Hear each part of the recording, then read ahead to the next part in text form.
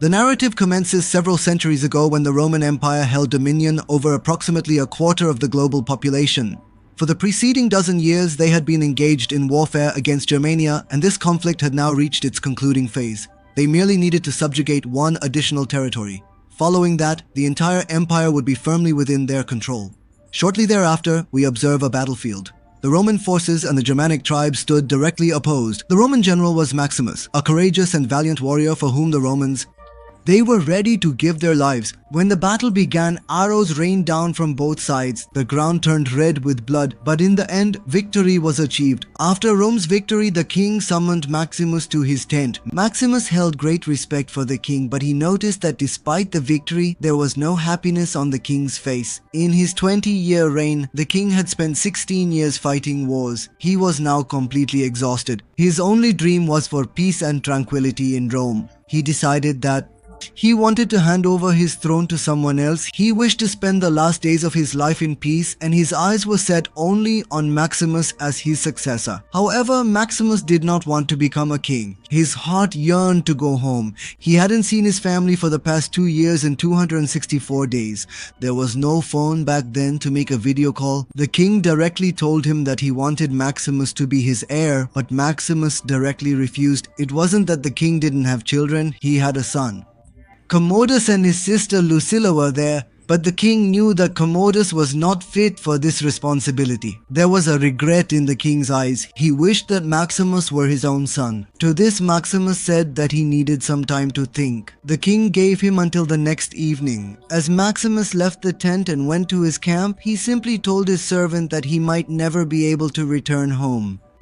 He said this because deep inside he had made a decision. He wanted to sit on the throne of Rome and govern it very well. Meanwhile, in the darkness of the night, his son Commodus came to the king. When the king told him that he was going to give the throne to Maximus, Commodus's face first filled with anger, but then his eyes were a sea of tears. He reminded his father that, "Remember in childhood, you told me that a good king should have qualities like justice, tolerance, and discipline should be present. I know that I don't possess any of these qualities, but there is one thing I have in abundance, and that is the desire to become great." Now, becoming the world's most powerful emperor was his life's purpose. After this, we see that Commodus strangled his father and killed him. Now, the biggest obstacle in his path was only Maximus. In the morning, when everyone learned about the king's death, it was said that he died of a heart attack.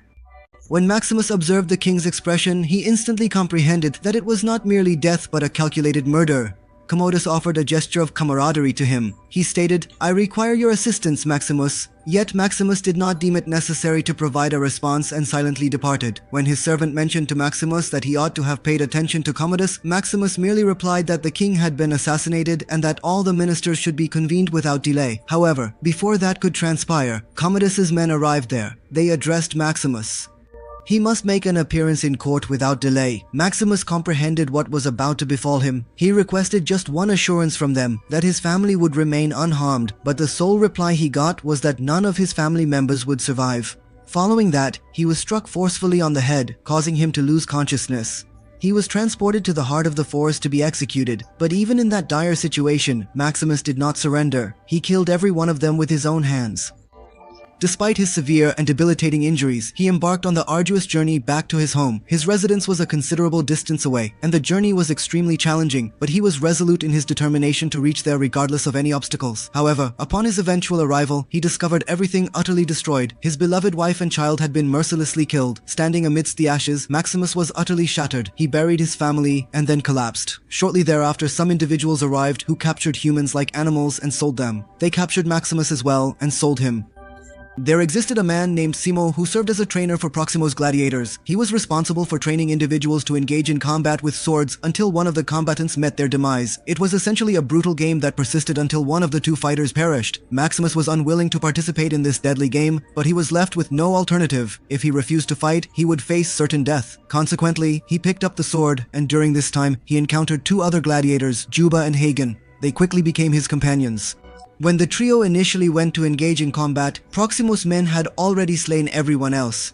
Only Maximus, Juba, and Hagen remained. Meanwhile, in the city of Rome, Commodus had ascended to the throne, but he was indifferent to the plight of his subjects. When his advisors informed him that a plague was spreading among the populace and they were lacking food, he merely shrugged and announced that special games would be organized to divert their attention. Neither the citizens nor his own soldiers were pleased about this. His father had previously abolished these violent games.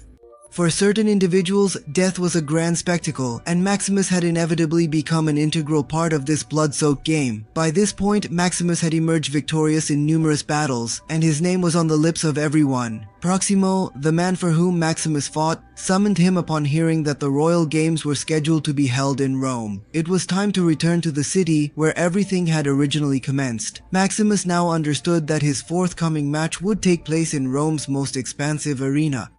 Proximo told him that these games are going to be magnificent. At least 50,000 people will come to watch him. When he wins, the crowd will cheer for him and he will feel as if he is the emperor of the arena himself. As Proximo spoke, there was a sparkle in his eyes which made Maximus realize that Proximo was once a gladiator too. He asked Proximo, "How did you gain your freedom?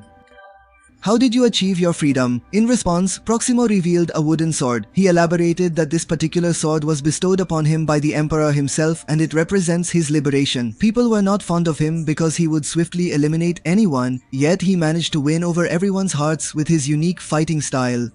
Maximus expressed his desire to also stand before the emperor. Proximo was unaware that Maximus was already acquainted with the emperor, so he merely advised that if you wish to win people's hearts, you must master this art. Maximus acknowledged this and said, "I will definitely learn." Subsequently, the entire team of gladiators made their way to Rome. The games were on the verge of commencing. There was an enormous stadium present with the capacity to accommodate over 50,000 individuals. Conversely, since ascending to the throne, Commodus had not experienced a single defeat in combat. Yet he was internally distressed because he was aware that the populace did not truly love him. His sister Lucilla, along with her son, resided with him. Lucilla harbored fear of her brother Commodus because her son was the rightful heir to the throne, and she was apprehensive that he might be harmed. She feared he might have him killed too, just like he killed their father. Lucilla met with those who used to be the old king's advisors. She was planning that Commodus must be killed, otherwise he would become a threat to the entire populace and her son. However, the advisors did not agree with her. They said that there is still a part of the populace that supports him. As long as that is the case, nothing can be done. A day will come when everyone will begin to hate him, and that will be the right time to act, and that day came when the games were held in the Colosseum.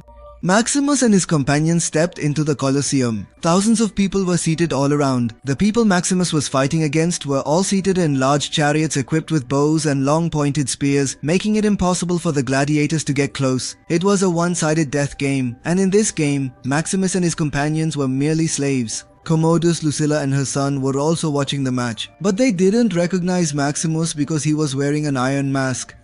He possessed a new identity due to the fact that he was wearing an iron mask. When the battle commenced, Maximus assumed command. He provided instructions to everyone on what actions to take and the manner in which to execute them. He successfully brought down several chariots and killed numerous enemies. Some of his companions were also killed during this fight, but ultimately, Maximus emerged victorious. The entire stadium erupted in cheers for him. He was quite impressed by his bravery. He said that he wanted to meet this hero. When he came before him, he told Maximus that he was an incredible warrior, the likes of which he had never seen before. He asked Maximus to remove his mask and reveal his name.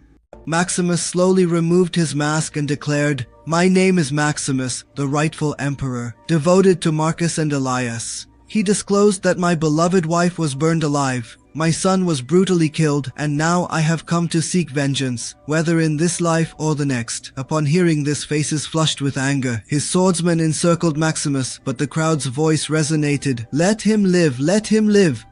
He was compelled to stand before them. He was unable to kill Maximus at that moment because Maximus had emerged victorious in the contest. Maximus returned to his quarters. Lucilla discovered that Maximus was indeed still alive. That particular night, she decided to go and meet him. There was a period when she truly loved Maximus, and in some manner, she still harbors those feelings. As she stood before Maximus, his fury erupted. He declared that his family was completely innocent and they were mercilessly burned alive. Lucilla responded by saying she was unaware of it. She mentioned that following her father's demise, she was merely existing in the term. People refer to her father's passing as an ordinary death, but she knows the reality that he was murdered. Now she is afraid that her son might also be killed.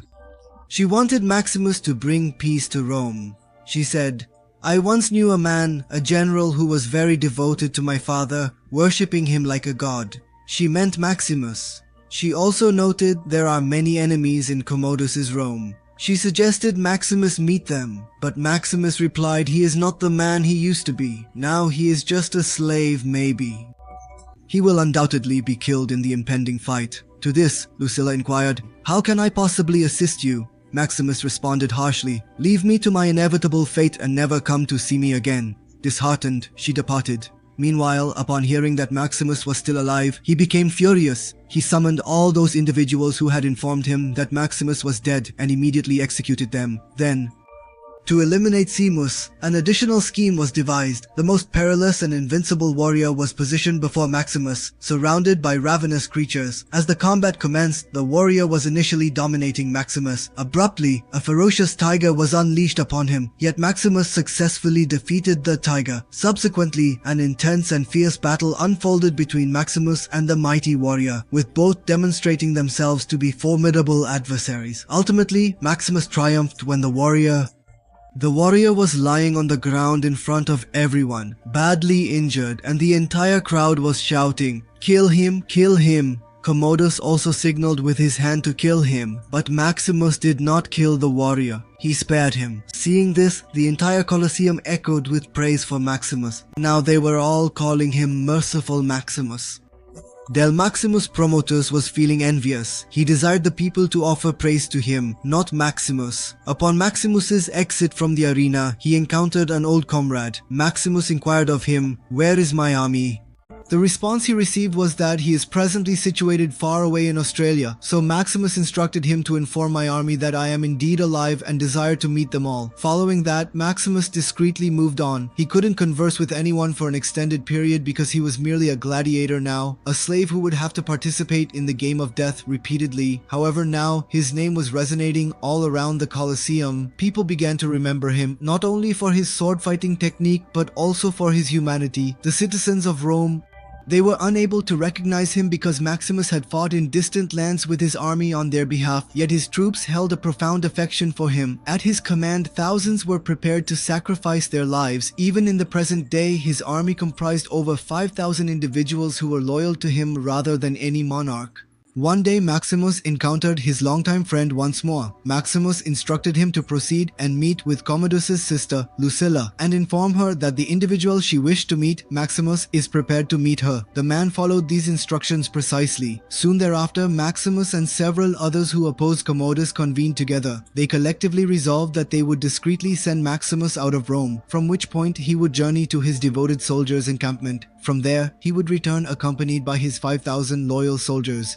He shall return accompanied by those who have engaged in numerous hundreds of battles alongside him. Subsequently, he intends to eliminate Commodus and restore Rome to its rightful rulers. Their strategy was quite explicit, yet Commodus became suspicious. He began to suspect that Lucilla was conspiring with someone. He threatened Lucilla, stating that if she failed to disclose the truth, he would end her son's life. Under immense pressure, Lucilla divulged everything. Now, Commodus was aware of the entire scheme. He promptly dispatched his men to the caves where Maximus was in hiding, and those individuals who were assisting him persistently continued to battle against the adversaries. Nevertheless, during this intense struggle, Proximo and numerous other devoted individuals were killed. Maximus narrowly escaped and arrived precisely at the location where his ancient armor and sword was stored in accordance with the plan. After donning them, he commenced his search for his horse, but then he noticed that Commodus had executed his companion. Maximus understood he was ensnared, and shortly thereafter, the soldiers encircled him from all directions.